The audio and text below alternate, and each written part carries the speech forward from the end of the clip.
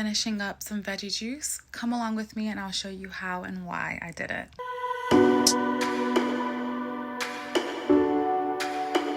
It's Friday and I've been juicing all week. I'm first going to start off with celery juice. I'm going to drink that first this morning.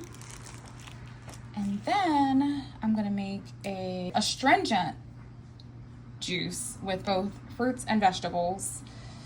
It's also going to be anti-cancer because we got some of this cruciferous cabbage here. So we'll have kale, cabbage, a red onion. I know it sounds gross. 1 beet, a cucumber, and then we'll have some spicy stuff, some ginger, some spicy peppers. I don't know what these are, maybe habanero, I'm not sure.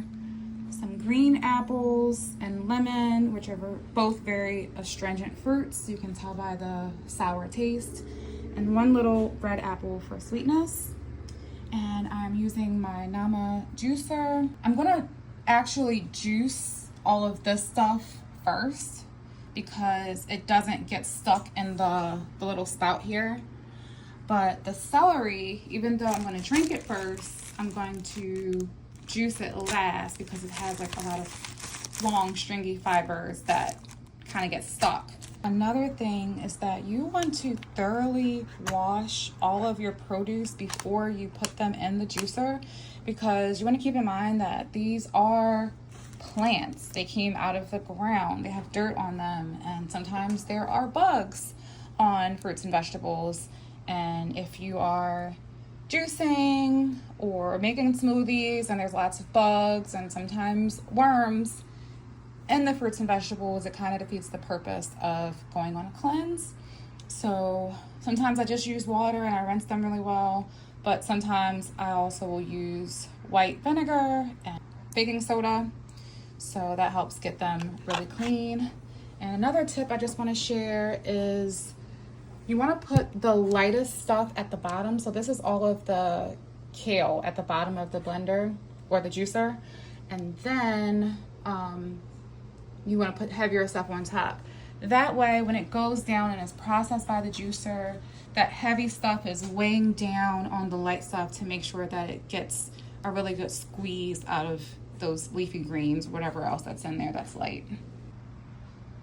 So one thing that I really like about this juicer is that it's very quiet. I'm going to be putting in the cabbage and the jalapenos and the onion soon, but I just want to turn this on for you so you can hear how virtually silent it is. You can still hear me talking over it, and then I'm going to go ahead and throw these in.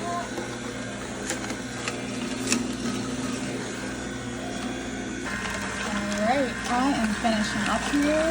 This is the celery. You can see it going in. I did not clean it after I made the other juice, which you can see is a very beautiful dark purplish color here with the beets and the dark greens. And here's the celery with a little bit of this mixed in it. And I'm going to drink the celery first, like I said, and then the other juice. Some of you watching this will take upon the practice to drink juices as part of your health maintenance routine or even your daily life. It's really good for you.